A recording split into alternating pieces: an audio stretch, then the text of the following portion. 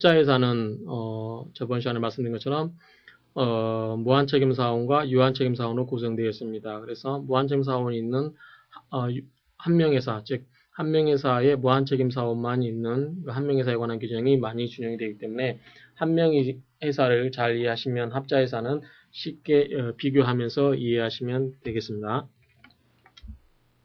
자, 합자회사라고 하는 것은 무한책임사원과 유한책임사원으로 구성된 회사다. 즉 무한책임사원은 무한책임사원은 한명회사의 그것과 같다. 즉 한명회사의 무한책임사원 내용과 같습니다. 유한책임사원은 회사에 대해서 무한책임을 지지 않고 출자한 가액에 대해서만 책임을 지기 때문에 이것은 출자자다. 돈을 출자자이기 때문에 이 사람은 반드시 뭘로만 출자를 할 수 있다? 재산적 가치가 있는 것으로만 출자가 가능하다. 그래서 노무라든가 신용으로는 출자가 안 된다. 이렇게 말씀드렸습니다. 자, 유한책임사원은 회사 채권자에 대해서 재산 출자 가액을 한도로 직접 연대 책임을 지고요. 유한책임사원은 업무집행권이라든가 대표권은 없고 감시권만 있습니다. 그래서 이 사람들은 이 무한책임사원은 자기가 끝까지 책임지기 때문에 업무를 집행하지만 이 사람들은 집행권이 없고 뭐한다? 감시권만 있다. 이렇게 이해하시면 되겠습니다. 그 다음에 유한책임사원은 무한책임사원과는 달리 자연이임을 요하지 않고 회사도 그 목적 범위 내에서 다른 합자회사의 유한책임사원이 될 수 있다. 무슨 소리냐니? 자, 이 사람들은 집행을 하지 않습니다. 즉 회사를 경영하지 않고 회사에 출자만 하게 됩니다. 회사에 출자를 할 수 있는 것은 자연인뿐만 아니라 법인도 출자할 수 있는 거죠. 예컨대 삼성전자가 다른 회사의 주식에 출자할 수 있는 거죠. 왜냐하면 돈만 출자하는 거기 때문에 마찬가지로 이런 경우는 이 자연인에 한해서만 인정되는 건 아니다라는 취지입니다. 합자회사의 법률관계의 좀 특성을 보게 되면 합자회사는 경제적 기능에서 보면 익명조합이나 조합과 거의 같다. 무슨 소리 하냐면 민법상에서 조합은 여러분들 아마 보아셔서 알겠지만 그 뜻을 같이 하는 사람들이 모아서 하는 겁니다. 그 다음에 익명조합은 뭐냐면 우리 상법 총칙 시간에 나오는 익명조합은 뭐냐면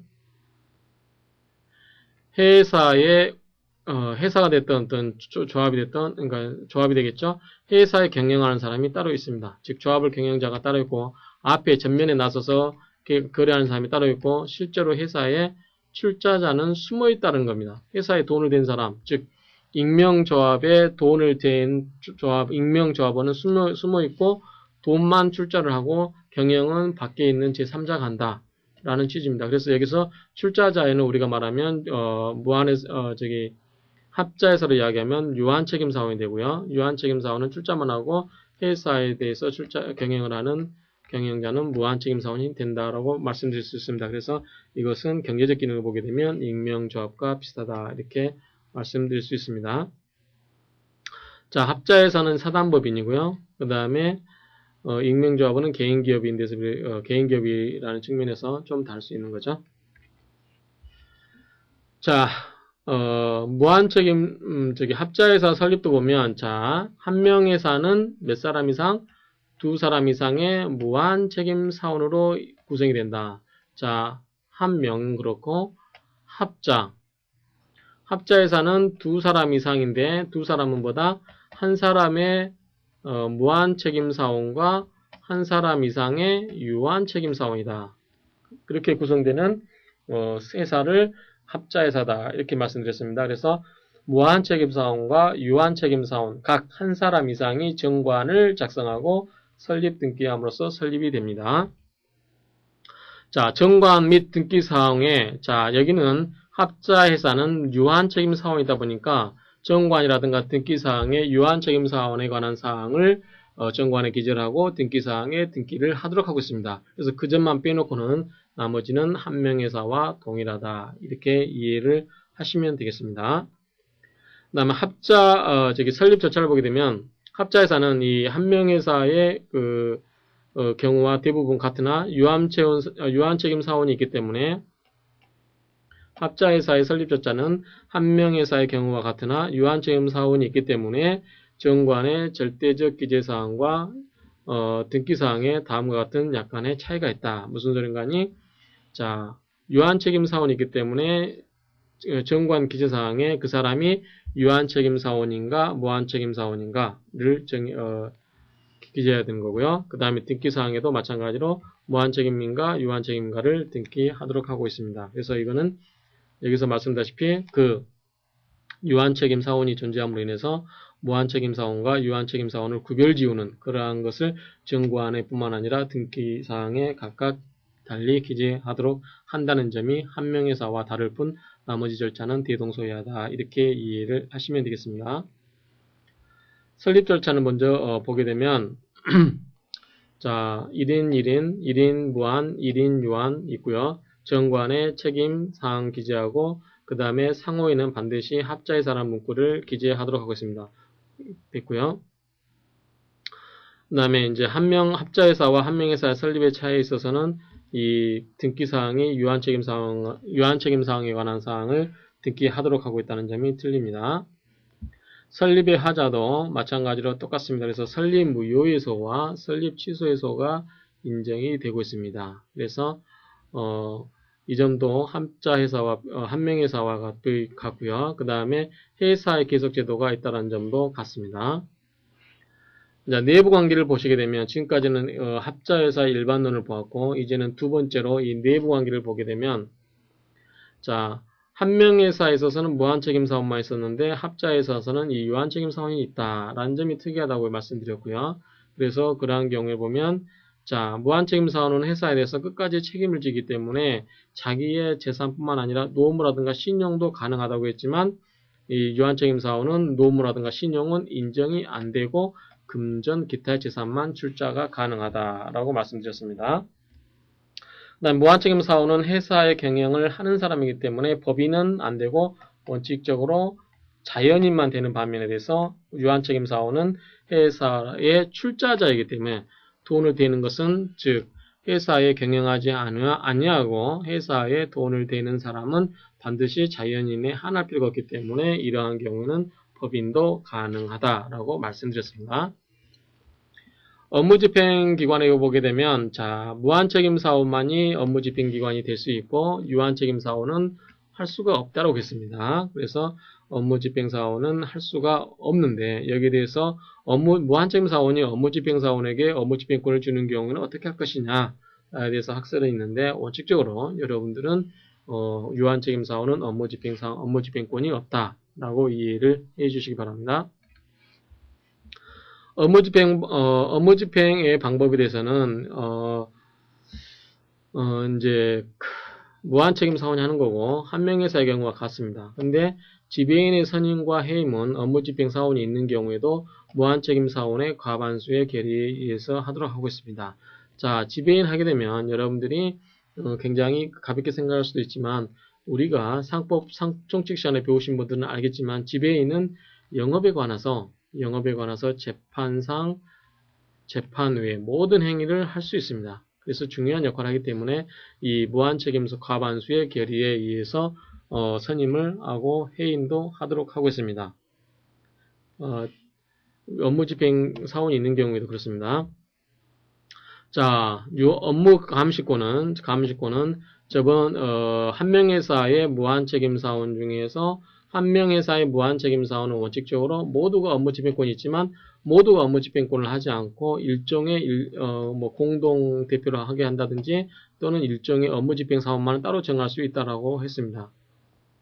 그런 경우에 이 업무집행권을 가지지 아니한 무한책임사원은 업무감시권이 있다라고 말씀드렸습니다. 즉 회사를 경영할 수 있는 모든 권한이 있지만 자기가 업무집행을 하지 않는 그러한 무한책임사원은 다른 업무집행사원이 업무집행을 하는 것에 대해서 감시를 할 수 있다라고 말씀드렸습니다. 마찬가지로 합자회사에 있어서도 업무집행을 하지 아니한 무한책임사원이 있다라고 하면 당연히 업무감시권이 있겠죠. 뿐만 아니라 원칙적으로 업무집행권이 없는 유한책임사원은 당연히 업무를 감시할 수도 있겠죠. 그래서 이런 경우는 유한책임사원은 업무감시권이 있습니다. 따라서 회사의 업무집행을 하지 아니하기 때문에 회사의 업무집행을 함에 있어서 이해관계가 충돌될 수 있는 경업피지의무라든가 이런 게 인정이 안 되었지만 유한책임사원은 그러한 것이 염려가 없기 때문에 그러한 경우에도 이 경영금지 의무가 없다. 이런 경우는 논리상 당연한 것으로서 이해를 하시면 됩니다. 자, 회사의 내부관계에서 경업피지 의무라든가 자기거래금지 의무가 유한책임사원은 적용이 없다. 왜 그런 거 아니? 유한책임사원은 영업행위를 하지 못하기 때문에 그렇습니다. 영업행위가 안 되기 때문에 그렇습니다.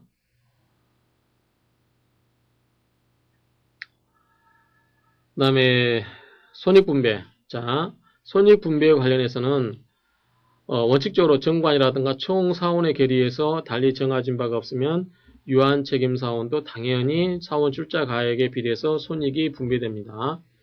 유한책임사원은 이 출자가액을 한도로 해서 손해배상 손실을 부담한다 그 말입니다.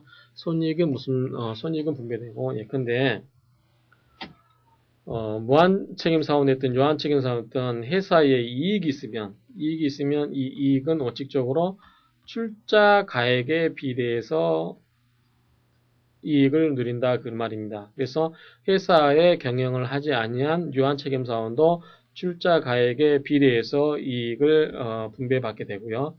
그 다음에 만약에 회사가 망하게 된다든지 그런 경우는 출자가액을 한도로 해서 손실을 부담하게 됩니다. 즉 무한책임사원은 끝까지 책임을 지는 반면에서 유한책임사원은 자기의 출자가액, 즉 출자가액을 환급을 돌려달라고 할 수 없겠죠. 그래서 출자가액을 한도로 손실을 부담한다라는 취지입니다. 그 다음에 지분은, 자, 지분이라고 하는 것은, 무한책임사원이 자기의 지분을 양도하는 경우는 유한책임사원뿐만 아니라 무한책임사원의 전원의 동의를 요합니다. 왜 그런 거 아니?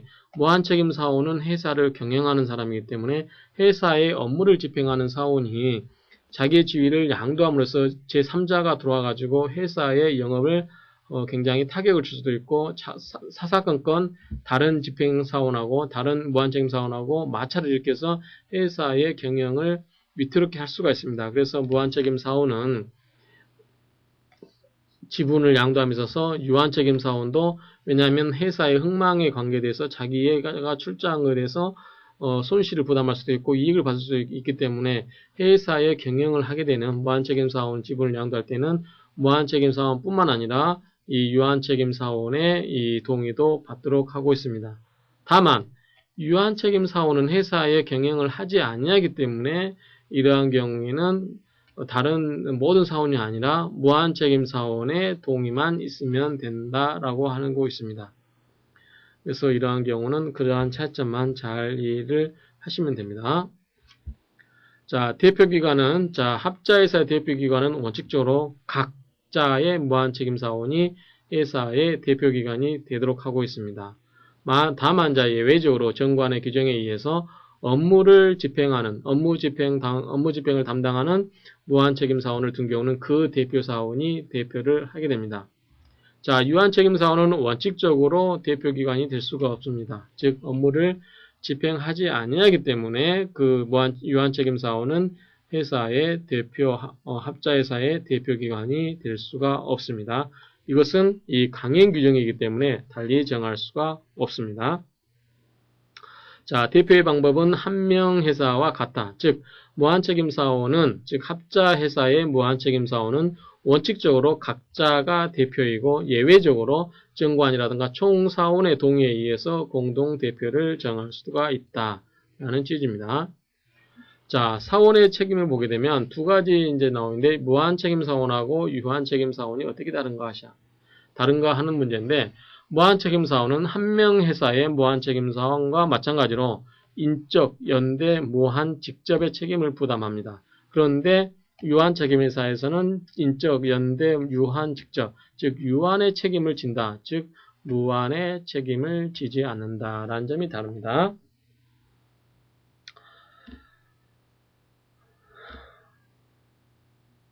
자, 사원 책임의 변경을 보게 되면 정관 변경에 의해서 유한책임사원이 무한책임사원으로 변경된 경우에 그 사원은 한 명 회사의 신입사원과 마찬가지로 변경 전 회사의 채무에 대해서 다른 무한책임사원과 동일한 책임을 진다. 이것은 한 명 회사에 있어서 신입사원이 기존에 자기가 입사하기 전에 있던 회사의 채무에 대해서도 무한책임을 지도록 한 것과 똑같습니다. 그래서 유한책임사원이 합자회사의 유한책임사원이 무한책임사원으로 변경된 경우에도 그 전에 변경 전에 회사의 채무에 관하여서 무한책임을 진다라는 취지입니다. 자칭 무한책임사원도 한 명 회사의 사원과 동일합니다. 그래서 이 점이 있는데 지금까지 배운 바를 종합적으로 한번 정리를 해보도록 하겠습니다.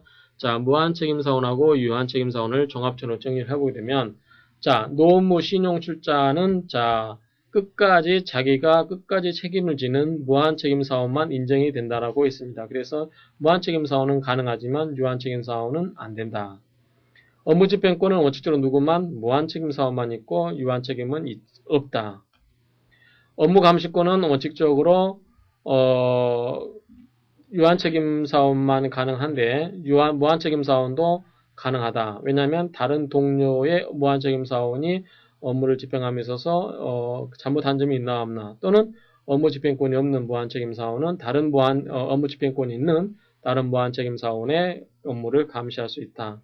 대표권은 원칙적으로 누구만? 무한책임만. 경업피지 의무도 원칙적으로 누구다? 업무집행권이 있는 무한책임사원만 경업피지 의무가 있고 이러한 업무집행권이 없는 유한책임사원은 업무대표권도 없고 그 다음에 경업피지 의무도 없다.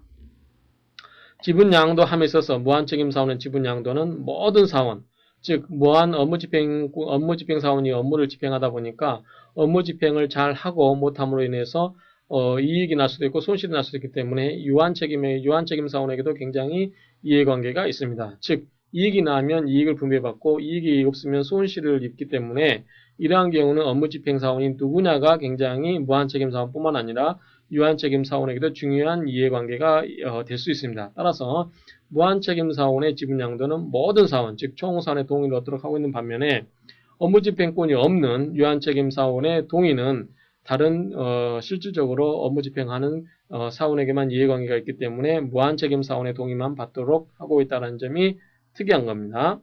그 다음에 무한책임사원에 있어서 이 사원의 사망은 퇴사 원인이 됩니다. 그래서 원칙적으로 한 명의 회사에서 설명드렸다시피 무한책임사원에 사망하게 되면 그 상속인에게 무한책임사원의 지위가 당연히 상속되지 않고 원칙적으로 환급이 된다라고 말씀드렸습니다.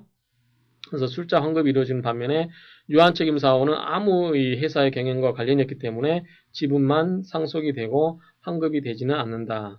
그 다음에 사원의 금치사는 퇴사 원인이 되지만 유한책임사원의 사원의 금치사 이런 거는 퇴사가 원인이 되지 않습니다. 자, 책임은 무한책임사원은 무한의 책임을 지고 유한책임사원은 유한의 책임을 진다라고 말씀드렸습니다. 지금까지 종합해서 이 합자회사 한 명회사의 무한책임사원 그다음에 그러니까 한 명회사의 무한책임사원과 합자회사의 무한책임사원 그 다음에 합자회사에 있어서 유한책임사원을 이렇게 비교를 해봤습니다. 이러한 비교를 통해서 여러분들이 한 명회사의 무한책임사원하고 합자회사의 무한책임사원과 유한책임사원의 지위를 명확하게 이해하셨으리라 생각이 됩니다. 조직 변경을 보게 되는데 자, 정관 변경은 총 사원의 동의에서 변경되고 이것도 역시 임의 규정이기 때문에 더 완화시킬 수 있다. 총 사원이 아니라 3분의 2 이런 식으로 더 완화를 시킬 수 있고요. 그 다음에 사원 변경은 한 명회사와 동일하고 유한책임사원은 사망, 이거는 퇴사원이 되지 않는다고 방금 전에 말씀드렸고 금치산도 마찬가지고 지분양도는 총 사원이 아닌 무한책임사원만의 동의로도 가능하고 사원의 지위 변경에는 총 사원의 동의가 가능하다. 동의가 필요하다. 이렇게 말씀드릴 수 있겠습니다. 합병은 한 명회사에 관한 그 부분이 그대로 적용이 되고요. 그 다음에 이 조직 변경은 합자회사에서 한 명회사로 가는 거. 자, 합자회사는 무한책임사원과 유한책임사원이 있는데 이것이 전부 뭘로 간다?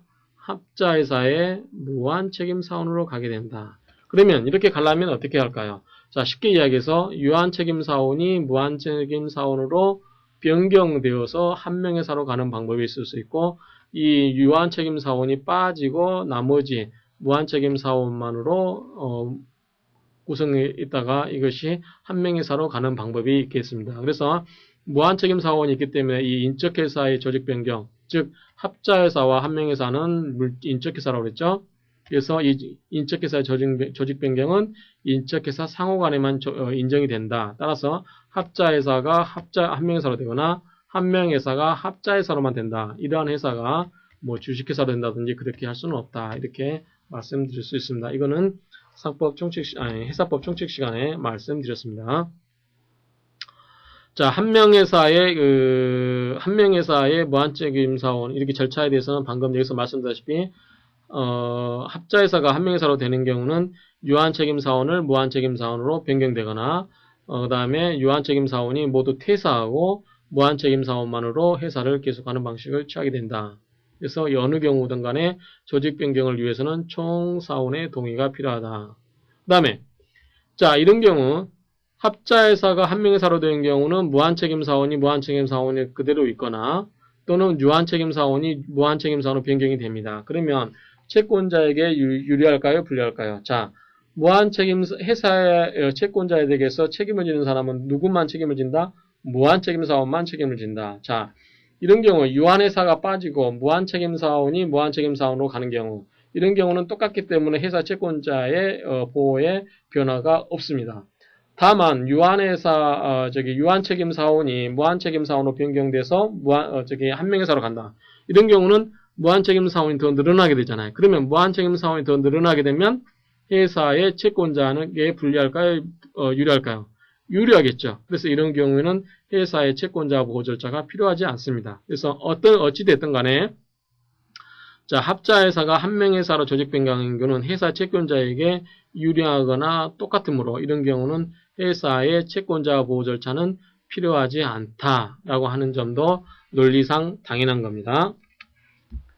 해산 사유. 자, 해산을 먼저 보게 되는데, 자, 해산 사유는 자, 합자 회사는 1인 이상의 무한 책임사원과 1인 이상의 유한 책임사원으로 구성이 되어야 됩니다. 그래서 이 요건을 흠결하게 되면 당연히 회사가 되겠죠. 따라서 무한책임사원 또는 유한책임사원 전원이 퇴사할 때, 즉 유한책임사원이라든가 무한책임사원 둘 중에 한 책임사원이 전부 퇴사를 해버리게 되면 합자회사의 성립 요건이 될 수가 없죠. 그래서 이런 경우는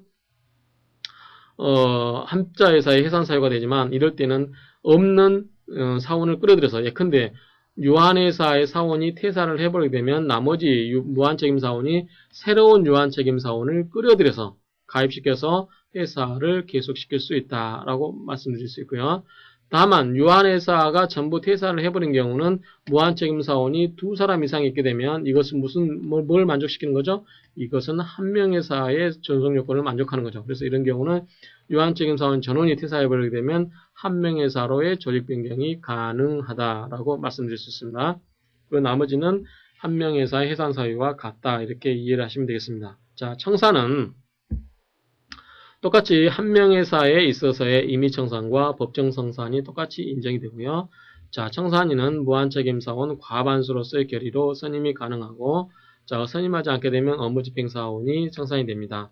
나머지 청산 절차라든가 기타 내용은 한 명회사와 비슷합니다. 그래서 합명회사의 마지막 시간에 말씀드렸다시피 합자회사는 한 명회사의 무한책임사원이 있는 것과 같기 때문에 즉 한 명회사에 관한 준용이 많이 되고 있습니다. 그래서 특이한 점은 합자회사는 한 명회사에 없는 유한책임사원이 있기 때문에 그에 관한 부분이 독특하게 있기 때문에 정관회의라든가 특기사항에 기재사항이 있다라든가 그 다음에 조직변경, 회사의 조직변경에 있어서 특이성이 있고 채권자 보호 절차에서는 좀 특이점이 있다. 그것은 여러분들이 한 명회사의 무한책임사원과 합자회사의 무한책임사원, 유한책임사원의 그 특징을 이해하게 되면 당연하게 논리적으로 도출해낼 수 있는 거기 때문에 굳이 암기하지 마시고 그 내용을 정확히 이해를 하시면 필연적으로 귀결되는 논리이기 때문에 그러한 점들을